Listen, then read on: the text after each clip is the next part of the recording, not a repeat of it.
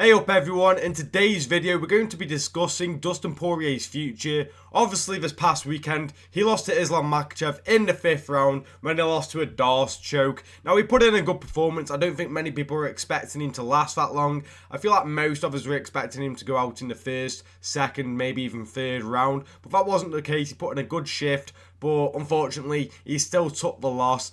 And he kept on referring to this fight as his last chance at the gold, and that could be the case. But is there any future opponents out there that he could face next? Now, if you want to be a boring bastard, yeah, you just say Dustin Poirier, retire, that's it. You've had your chance, you've had 3 goes at getting the title, and you've lost all 3. Pack it in, but that is very boring and we're not doing boring over here. So we're going to start off with the lightweight division. We're going to start off with the lightweight division, and that's a trilogy with him and Justin Gaethje. A pretty obvious one. These two are both on losses at the moment. You know, Justin Gaethje lost to Max Holloway at UFC 300. And obviously Dustin Poirier just lost to Islam Makhachev. These two met last year in the summer as well, and Justin Gaethje got the better of Dustin Poirier with that head kick. However, in the first round, it was very close. I think I scored that round for Dustin Poirier. I can't really remember, and it was a good first round. The first fight was a banger, and I think a trilogy between these two would also be a banger. And fuck it, why not? Both of them fight each other and both of them retire. But maybe Justin Gaethje's only had 2 shots at the title. So maybe he wants a third like Dustin Poirier was able to get. But I'm not entirely sure. I wouldn't mind if we did this trilogy and, just regardless of the outcome, win or loss, they both retire. I think that would be quite fitting. Would make a lot of sense. Both go out being high-level fighters still. Still fighting good opposition. And they've called it quits and probably have a banger of a war as well. Moving on, I'm going to go with Max Holloway 3 actually. Sorry, I was getting mixed up. We're going to go with Max Holloway 3. And the reason I say this is because Max Holloway looks so much better at 155 against Justin Gaethje than he did against Dustin Poirier in the rematch when he came up to 155. Now, it's well known that this is the case because Max Holloway wasn't given long enough time in order to build his frame for the 155 division. And now that that's the case, and he's got it nailed down on what his physique should be like at 155, why not do this fight?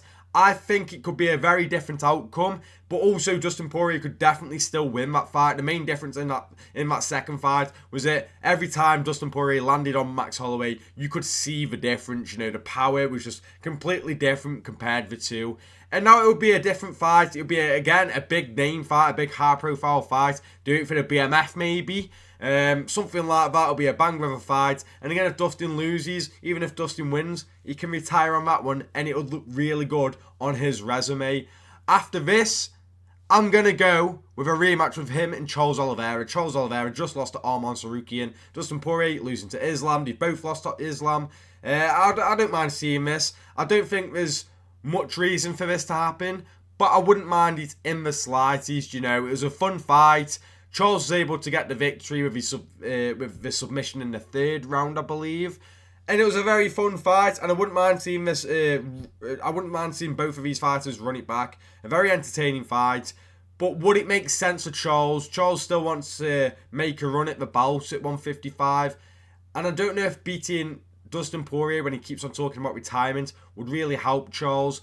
And for Dustin Poirier, this is just another high-profile fight. I'm thinking of all these high-profile fights for Dustin Poirier. And another big high-profile one, you can't get any more high-profile than this, is the 4th fight between him and Conor McGregor. Now, I got this mixed up earlier with a 4th fight between him and Max. This is where I got a bit confused. My bad on that part.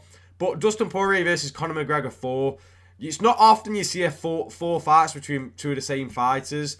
Once the trilogy's done, that's really it. But considering how the trilogy finished, with Conor breaking his leg, it wasn't, I don't know, I'm not going to say it wasn't a proper victory, but it felt like we were robbed of a fight. When I watched that happen, I felt robbed. I was like, no way, fuck's sake. We haven't got a proper conclusion to this rivalry. Even though Dustin Poirier looked really good in that 1st round and was laying it on Conor McGregor, I don't think it's fair to say that would have played out for the entire fight. Even if the possibility of that was quite high, it's still not fair to say that, given that Conor McGregor was looking quite good before he got stung by Poirier and then tried to initiate the clinch, and that's where it all went wrong for Conor. But before that, Conor was looking quite nice with the leg kicks and the boxing. I'd like to see that fight.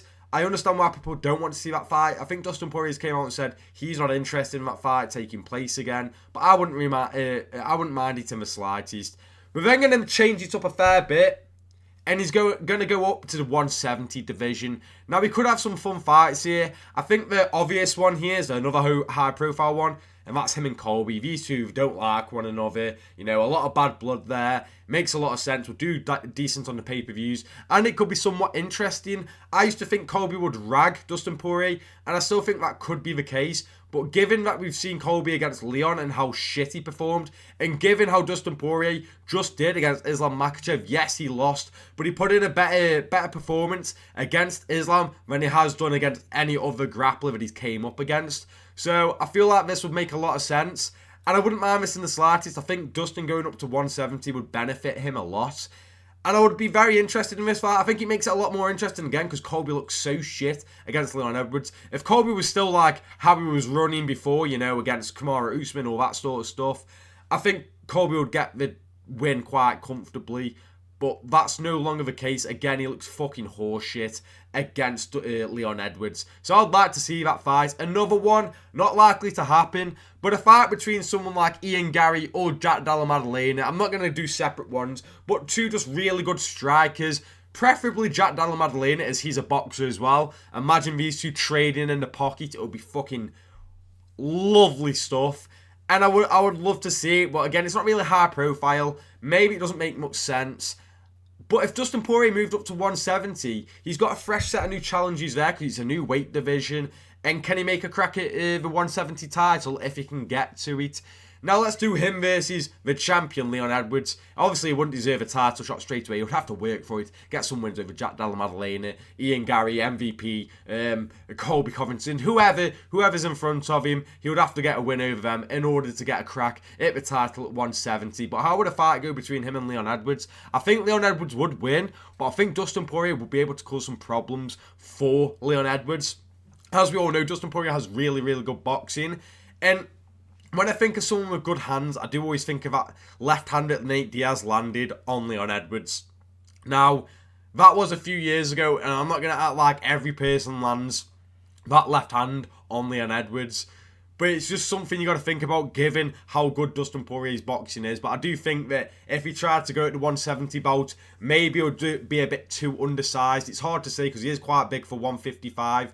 But it's just his frame. He's not that tall. He's quite smaller. I feel like it would be like a RDA, Rafael dos Anjos. I feel like it would be like him sort of thing, where he's quite big for 155, but he's also quite small for 170. Maybe he'll be in that category, so it wouldn't really make sense for him. But those are a few fights I think that Dustin Poirier could take next instead of going into retirement. But let me know what you guys think in the comments. Do you agree with some of the fights I've suggested? Would you suggest any other fights? Let me know in the comments. Thank you for watching, and I'll see you in the next one.